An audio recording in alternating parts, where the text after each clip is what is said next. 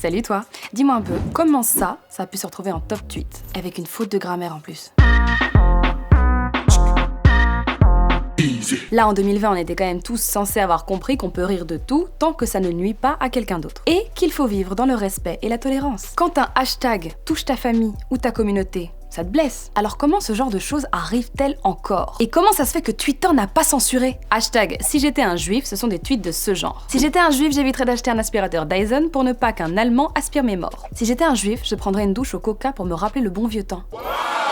Ce hashtag s'est retrouvé en top tweet en France pendant plusieurs heures. Top tweet, j'ai dit. Bon, c'est aussi un peu lié au fait que toutes les personnes qui se sont insurgées et offusquées ont utilisé le même hashtag, donc c'est monté super vite. C'est choquant parce que c'est pas juste une moquerie du style si j'étais blanc, je saurais pas danser, can. Et encore là aussi, c'est limite. Mais surtout parce que la toile de fond, c'est quand même un crime contre l'humanité. Je rappelle que l'Holocauste, c'est quand même entre 5 millions et 6 millions de morts. Encore aujourd'hui, certains n'ont plus leurs parents ou leurs grands-parents car perdus dans les camps de concentration. Alors au niveau des réponses sur Twitter, on a ceux qui se moquent de la faute de grammaire, ceux qui en appellent à Twitter pour faire sauter les comptes initiateurs, ceux qui ont pris les tweets personnellement et qui répondent « juif et fier de l'être », et puis bien sûr les éternels « c'est la faute aux musulmans », ça faisait longtemps. Bon, ce qui est ironique, c'est qu'il y a tout juste une semaine, une loi a été adoptée qu'on appelle la loi Avia. C'est une loi française contre les contenus haineux sur Internet. Elle impose de retirer rapidement les contenus terroristes, pédopornographiques et haineux des sites Internet, des réseaux sociaux, des moteurs de recherche. Bon, il y a quand même un truc que j'aimerais bien dire sur cette loi Avia, c'est qu'il faudrait être un peu plus clair sur la définition du mot haineux. D'ailleurs, il y a un article de Marianne qui dit que la haine en tant que concept n'a pas été définie dans la loi Avia. C'est vraiment pas clair parce que la haine, c'est une énergie humaine en vrai. Tout sur la Terre,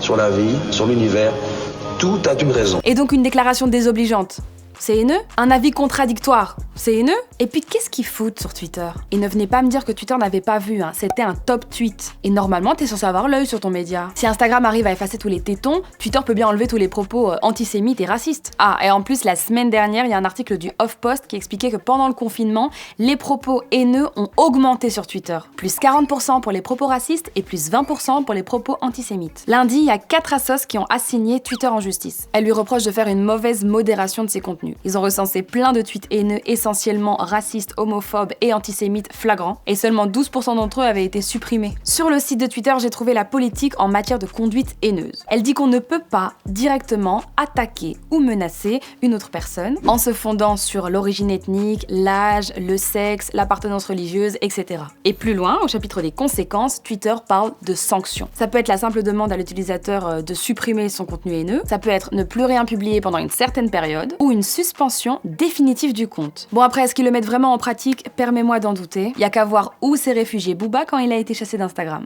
Bah ouais,